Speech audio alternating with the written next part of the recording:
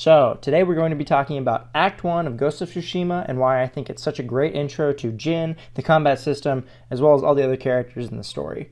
Now, there will be some spoilers ahead, just that I can talk freely about the game, and I am recording this right after I finish Act 1 of Ghost of Tsushima, just so I can get my honest opinions out. So, the game starts off by giving you this immediate contrast between the Mongols and samurais' differing opinions on what honor is. Samurai fight very openly and honorably to anyone and everyone, while the Mongols really only give honor and respect to those who they think have earned it or who are worthy of it.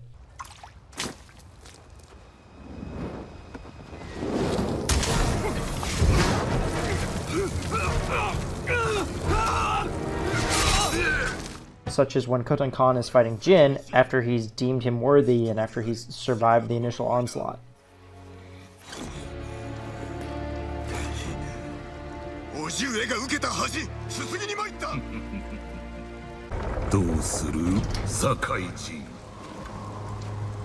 So the samurai all wiped out in the battle, basically.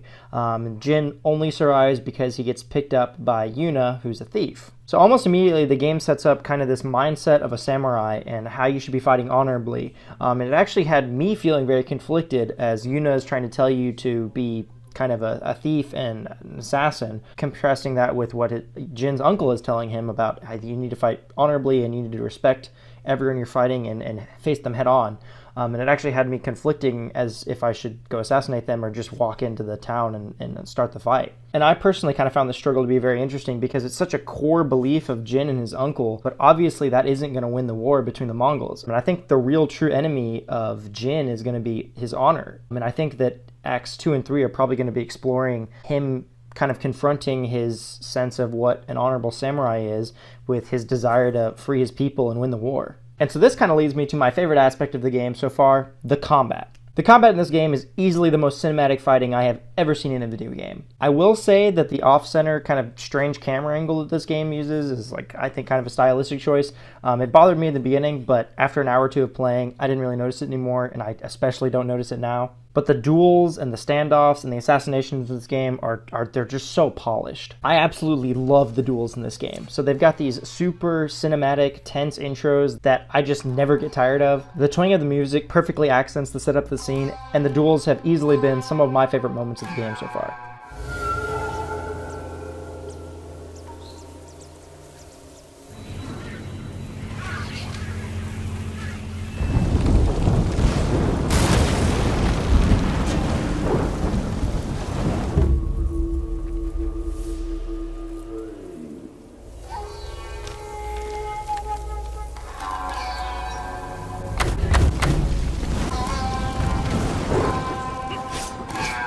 Seriously, I can't stress that enough. The cinematography in this game is absolutely gorgeous.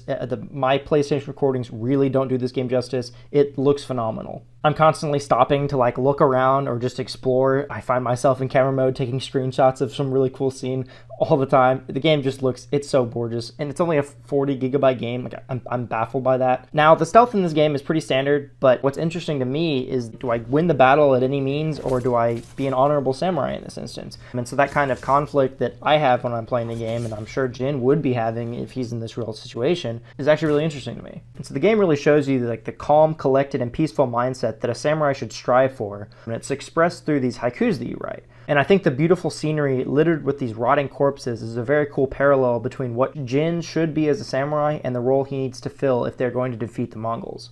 The stealth in this game is a little bit easier to tackle different areas of the game, but they did make it so that the standoff mechanism, where you press up on the D-pad, you can just enter in the standoff and you can take out 3 enemies at once. I absolutely love the standoff mechanism, and I truly believe that that's one of the first trees that you should upgrade fully. It makes it so that you can actually confront pretty much any level any way you want to. And then another thing I loved about the combat is taking out these Mongol strongholds. It's really fun to infiltrate them and then kind of run around and assassinate them and then shoot them with your bow and then hide in the bushes and stuff and run away and then come back. It's definitely been very fun, and it kind of makes sense as to why you're the only one here doing this, because the entire army of Tsushima was wiped out in that initial battle. There's no one else to help protect people except for you. Now getting into the main story of Act 1, it's essentially introducing all of the other characters who are going to help Jin out rescuing his uncle, and I think they did a really good job with introducing these people. We're given actually really great backstories through these side tales of Masako, Ishikawa, and Yuna, who have all basically lost everything in this war. I personally especially love Masako's tales, just as the story of like a mother losing her entire family, all of her children, all of her grandchildren, her husband, to this conflict, be it Mongols or traitors of her clan. She gives a face and brings some weight to the actual horrors of this war and what it's done to the people of Tsushima. かような扱いがあるか。下ろしましょう。 I think Yuna's pretty interesting too, because really she's the one who's pushing Jin to kind of abandon this way of the samurai and kind of use all resources and all of your abilities to win the war at any cost. We're also introduced to one of my favorite characters, the sake dealer Kenji, who is basically just the comic relief character, and I actually think he brings some much needed levity in a game that would otherwise be like very, very dark. And so I kind of like his little antics that he does. 何をしでかした？いやいや、猛虎があっしらの飯を奪うんですよ。米栗魚すべて持ってかれてもう腹ペコ。待ち伏せするか。それがですね、人質を取られてるんです。もし食い物を渡せなけりゃ。何か手を考えねば。手はあります。お嫌いでしょうけど。前とおるといつも何かに入る羽目になるな。明暗でしょう。 Now, as they say, a story is only as strong as its villains, and I gotta say, they set up some pretty solid ones in this first act. Now, the main villain is obviously the kind of bare-figured and menacing Koden Khan, but by the end of Act 1, they've already introduced two new villains, being Tomo, Ishikawa's previous student, who's kind of turned evil, and then Ryuzo, Jin's childhood friend, and the leader of the Straw Hat Ronin. And I think it's really cool to see how the Mongols kind of turn its own people against each other, because as far as what I know about Mongol history, they actually would use kind of political feuds to their advantage when toppling different kingdoms.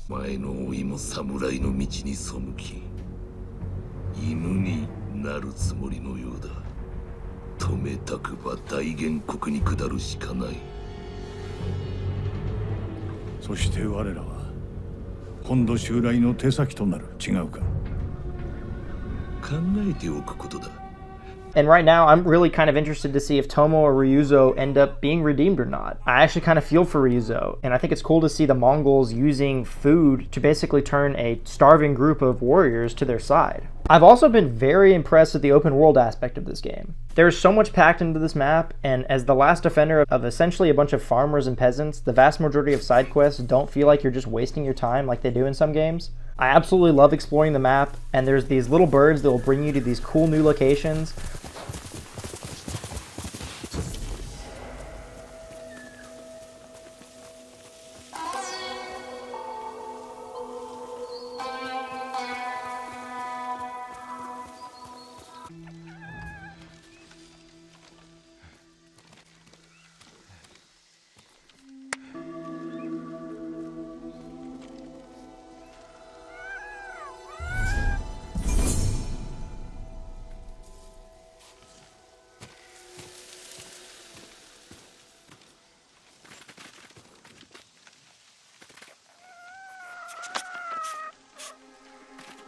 And on top of having a really good time just exploring this world and seeing all the different things in this game, the fast travel system in this game is excellent. Like, there's no loading screens almost. Like, you click something and you just go there. I don't know how they optimize this game. I'm just running it on a regular PS4, and I have like almost no loading screens for how great this game looks. It's super optimized. My only real gripe is that in the cutscenes, a lot of the characters' voices and their mouths don't actually line up with what they're saying. That might be because I'm in the Japanese audio, but that may be an issue in the English version too. So let me know in the comments if you'd rather me use the English audio in these kinds of breakdown videos, or if the Japanese audio is fine. I'm trying to learn Japanese right now, and so hearing a Japanese in a game or a show or something actually helps me kind of learn it. When I hear a word in Duolingo and then hear it in the show, I'm like, oh, I remember that word. It's just, I don't know, it helps out a little bit. And that's really all I have for this quick little video. So far, I'm loving the game, and I'm very excited to see what Act 2 and 3 have in store for me. I will continue to break down the next 2 acts in some future videos, so hit that subscribe button. I just want to thank you all so much for 1,000 subscribers. That's honestly crazy to me, and I promise I will do that face reveal if we hit 10,000 subscribers. Let me know what your thoughts are down in the comments, and with that, I will catch you all in the next one.